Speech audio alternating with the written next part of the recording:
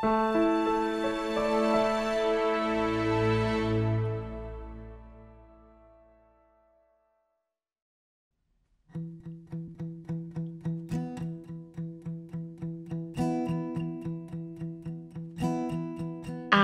am gay. I'm gay. I am lesbian. I'm gay. I am queer. I am gay. I am a lesbian. Yo soy gay. I'm gay. I am queer. I'm gay. I am a lesbian. Eu sou queer. I am gay. I am gay. I am a lesbian. I'm gay.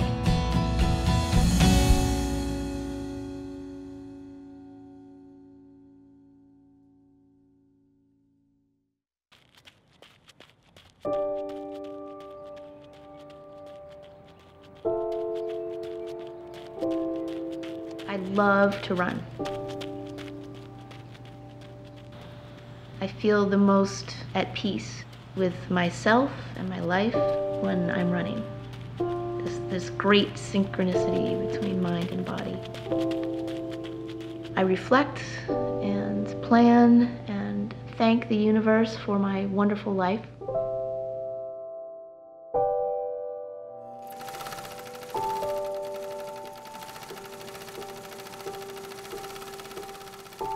My main passion in life is design.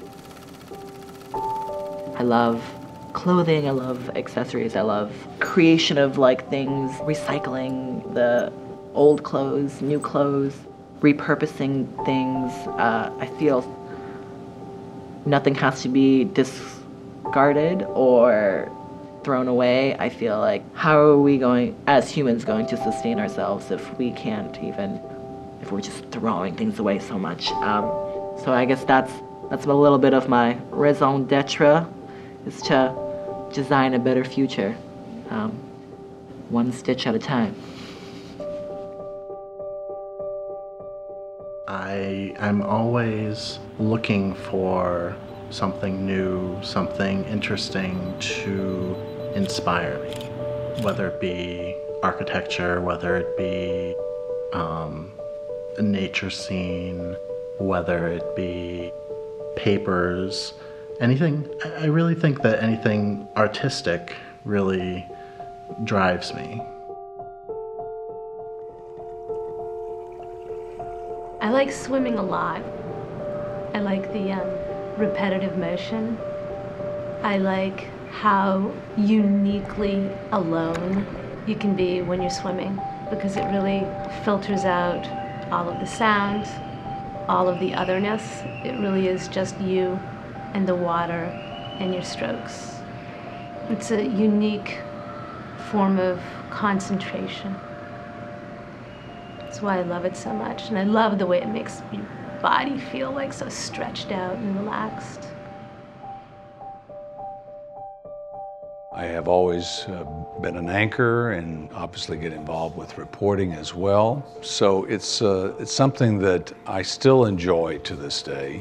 It's fun, even though we work in the middle of the night, most of us arriving here at about 3 o'clock in the morning. We have a unique camaraderie based on that kind of lifestyle.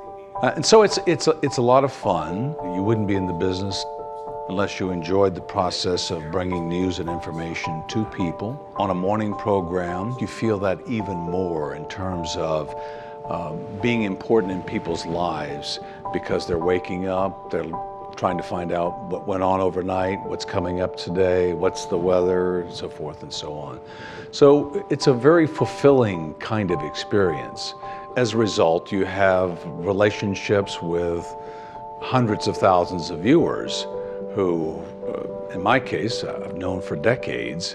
But it's neat to be part of people's home lives. I consider myself a creative person. I like to write a lot. I write a poem or a something most days. And I like to perform spoken word poetry. I'm in Free Verse, which is Lowell Youth Poetry, and it's really great.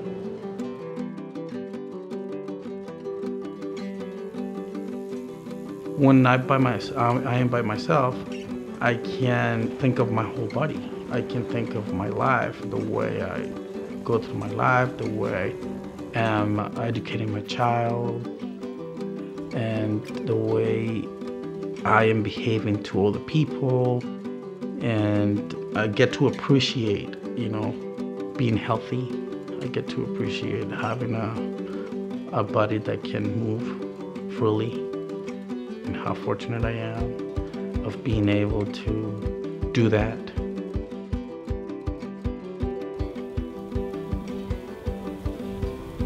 When I began learning about Native spirituality, I really felt like I was home. Speak to you in gratitude. When I do ceremony, I am trying to remember, I'm focusing my mind and my heart on my history, on my place in the universe, and revering my place in the universe. Ceremony nourishes me. I've been asked to do it for other people, and I think it nourishes other people too.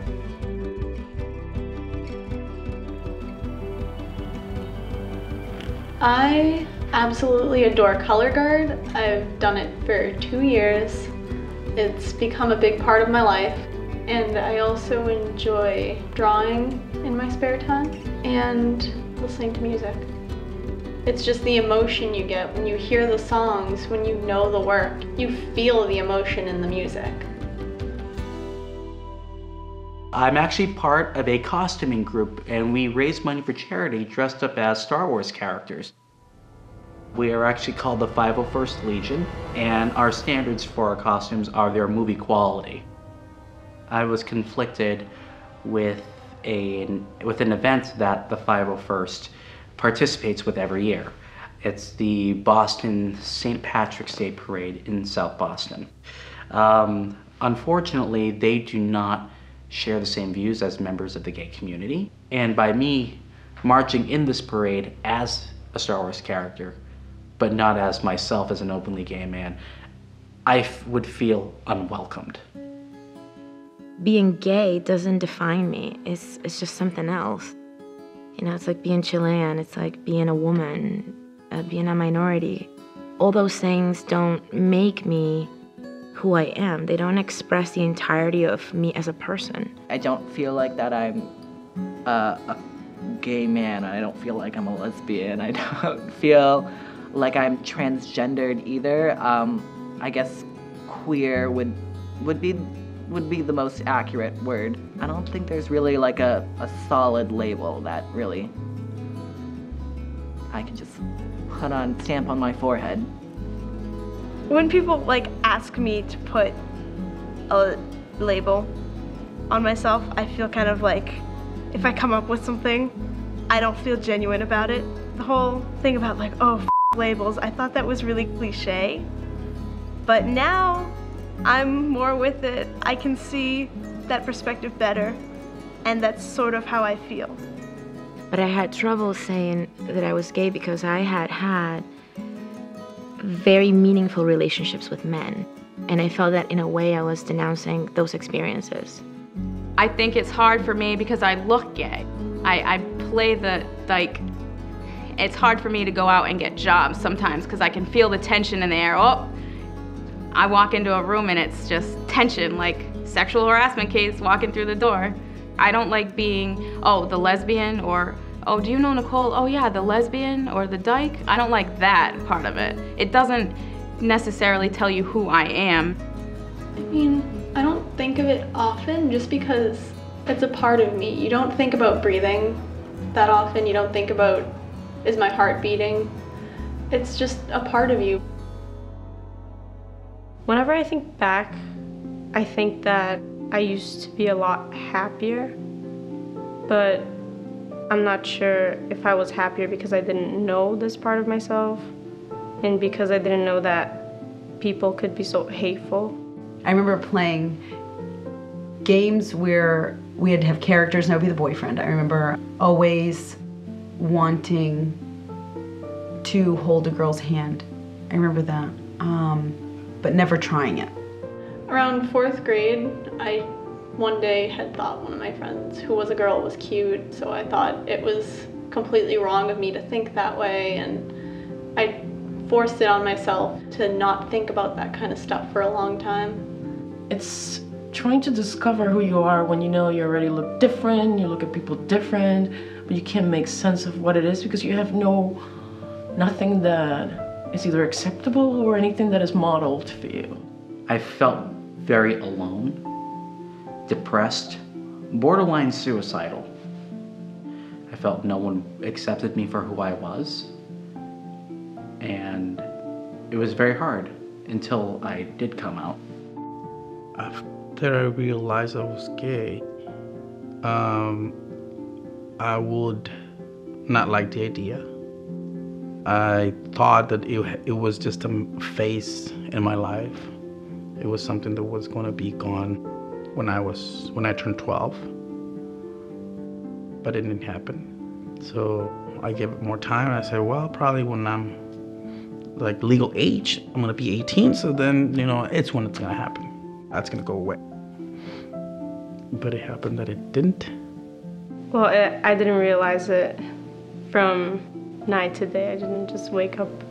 Of course, I don't think anyone does. I thought about it a lot and I was like, that's just normal, right? I mean, every girl thinks about that once or twice. When I realized it came as a shock because it went against everything that I believed in. It was easier to let go of my desires than to face the rejection over and over again.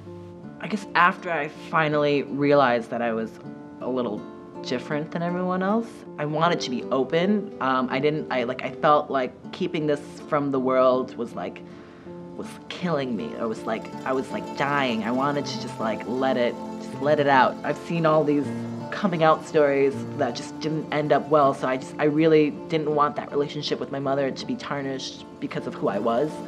And she came out and surprised me and was like, well, as long as you're not getting anybody pregnant, which was just the most amazing thing that my mother could have said to relieve the tension, to make me just feel super comfortable. I was on the phone with my mother when I was living in Lewis, Delaware, and she asked me, Debbie, are you a homosexual? And after a long pause, I said yes. And the first thing she said to me was, you must have gone through hell. So beautiful. Such a selfless response. And I was so relieved. Before that yes came out of my mouth, I was so scared. But it was the most loving response. My mother and I were very close. I was an absolute mama's girl growing up. We're sitting there, and I think she knew that this was going to be, quote, the talk, kind of thing. And she actually surprised me. She said, well, you're going to be doomed, honey. And I immediately said, well, Ma, you're doomed too. I said, you got to think of all the stuff you've done in your life. You think you're going to heaven. When my mom found out, she threatened to put me in a hospital because she thought that it's not normal. And she thought that I needed to be fixed. My family does know I'm gay. At first, they were a little surprised about it and were not in support of it.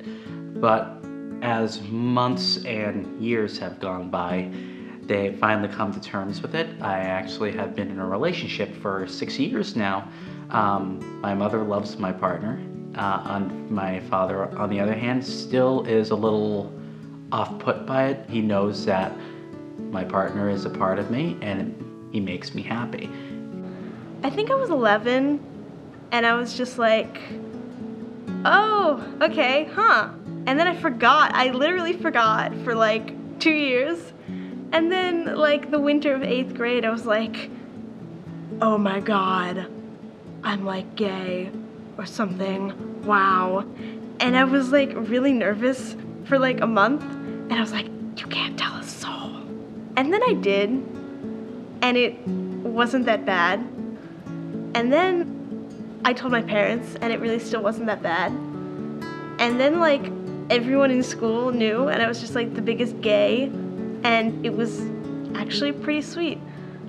I came out when I was 14, and I lost all of my friends. And I used to get thrown into lockers, or my books knocked out of my hand, got called dyke down a hallway. I remember so many kids were just so mean, pushing me to the point where I just didn't want to deal with it anymore. I had a student who was being harassed by another student, a gay student, openly gay. And my supervisor came in and I had expressed these concerns that this kid was being harassed, and I was not pleased with the fact that she wasn't really going after the other kid. He wasn't really getting anything more than, hey, you need to cut it out. He wasn't getting reprimanded, he wasn't getting detention even. It was not right, and he had a track record of going after gay kids, and I felt like she wasn't upholding what was expected from the Safe Schools Act in Massachusetts, and I felt like she was blowing it off, and that if it had been a racial incident or a gender incident, it would have been a different story, and she would have actually pursued it. So I said something, and she said, you know, Jen, we do the best we can for our gay kids, but they have a really hard life ahead of them, and they're, this is the kind of thing they're gonna face anyway. And I was pretty appalled, and so finally I said, I'm gay, actually, and I'm feeling pretty good about my life. I'm pretty happy, actually. Changes I would like to see in the classroom most definitely would have to be to acknowledge writers, poets, mathematicians, scientists who are gay or lesbian or bisexual or transgendered, because it's important for our youth to understand that they're not alone, that there have been people before them who have journeyed, who have paved the way for them. Within the classes, I feel like there's an absence of queer peoples that I just wish there wasn't. Mainly in health class, When it comes to gay sex, it's just glossed over for like 5 minutes in a classroom. You don't go into the details of it because, in my opinion, I feel like the teachers feel it's a little uncomfortable for them because they have to talk about same-sex sexual intercourse. And because of that, it makes them feel uncomfortable as well as the students. But how would that be any different if it was a heterosexual intercourse? Curriculum-wise, GLBT people are not included in the curriculum, which is sad because it does a disservice to GLBT kids because they don't see a place for themselves in history. Through the years, I've come to the realization that the kids need to know. They need to know that they have a gay teacher. They need to know that there's somebody who they're learning from who could be gay.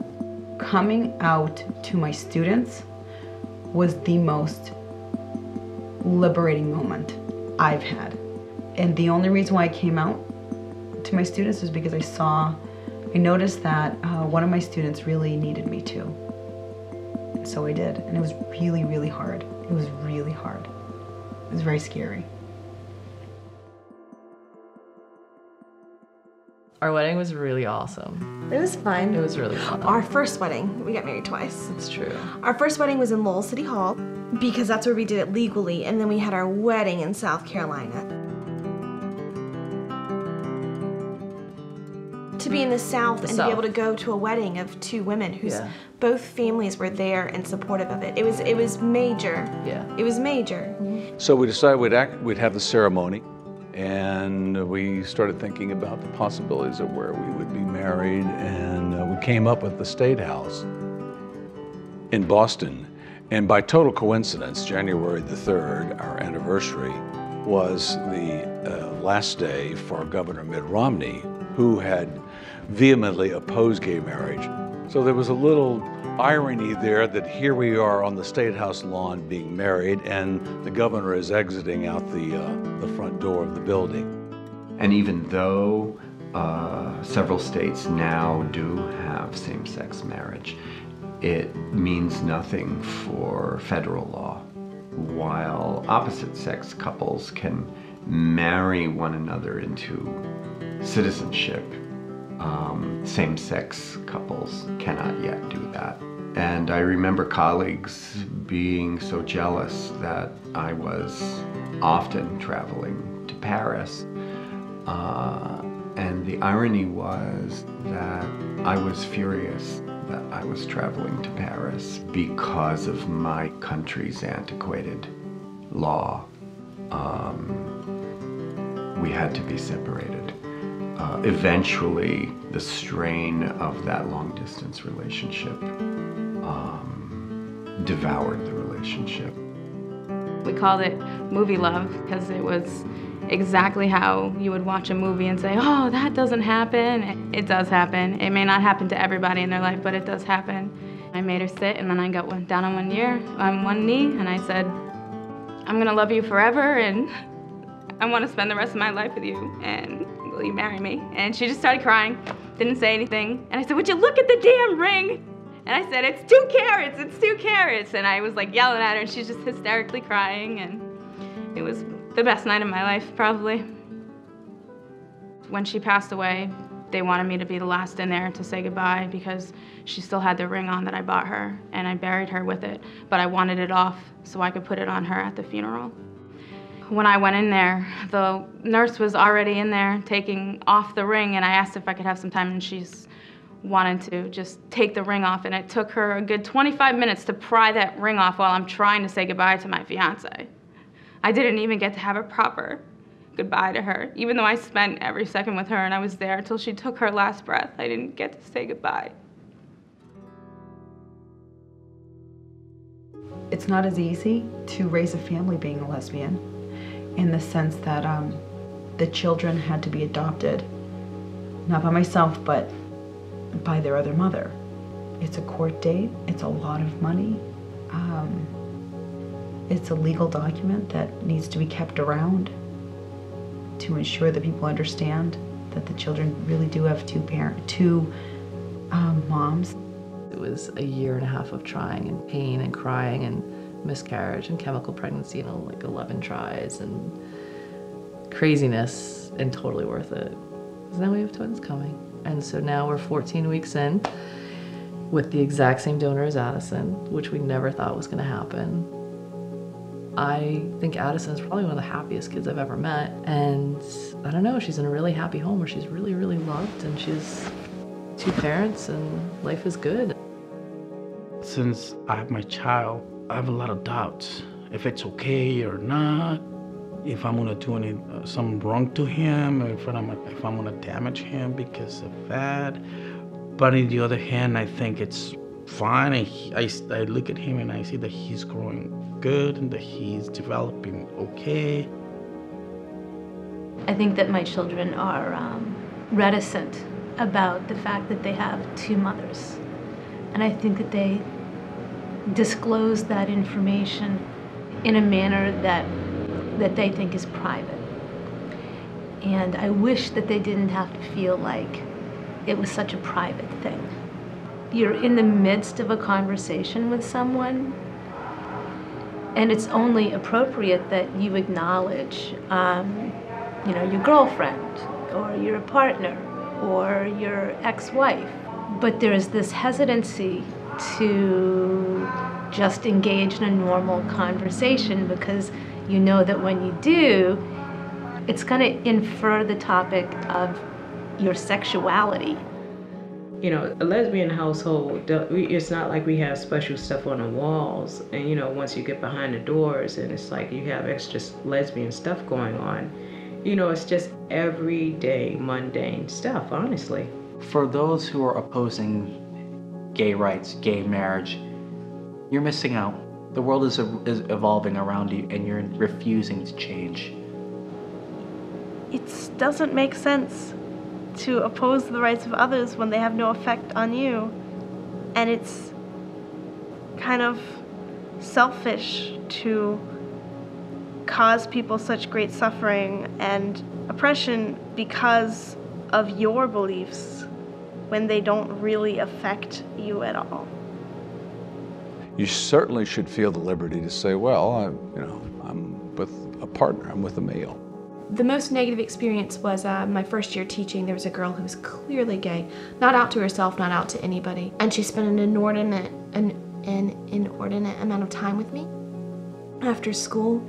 And her mother came to this school threatening my life because I was making her daughter gay.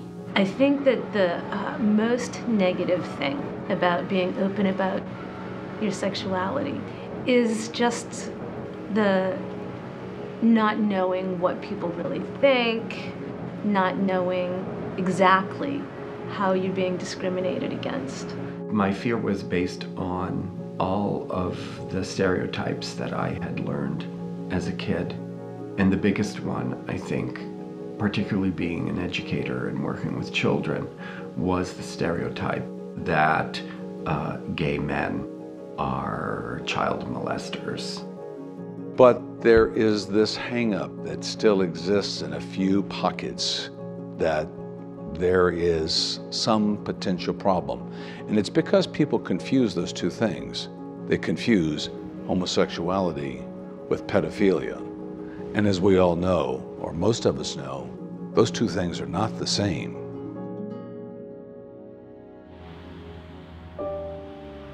Being gay has taught me that I'm so much more than that.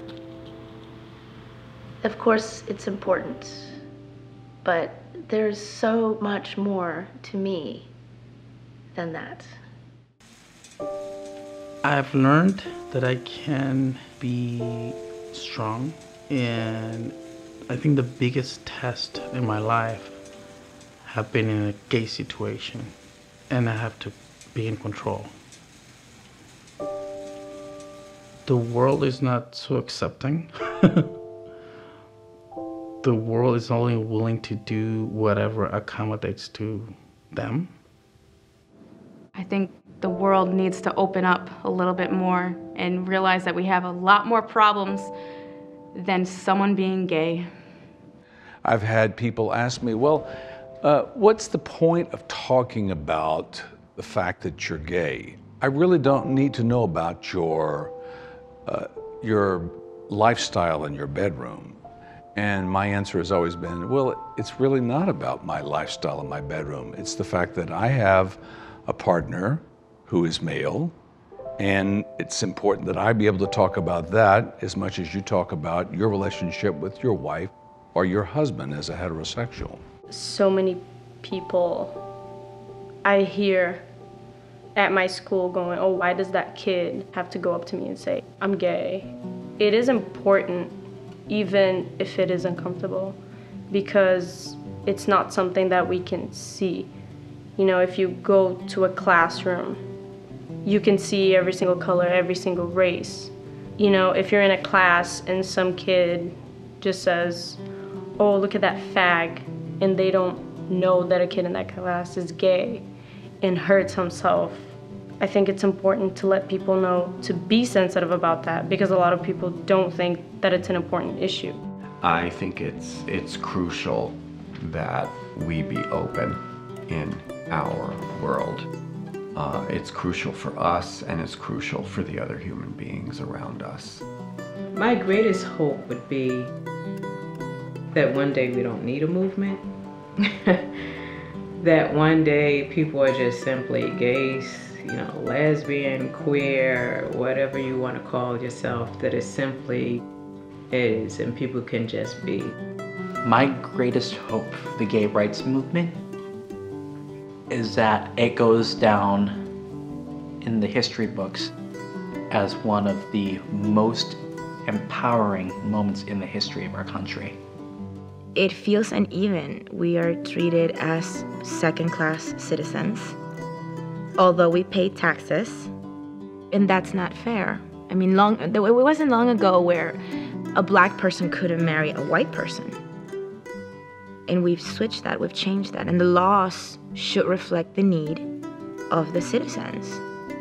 I feel like we're on the cusp of change. I mean, in my lifetime, since I was younger, I feel like there's been a lot of change, you know, and I feel like it's just gonna grow, and gay marriage will be legal.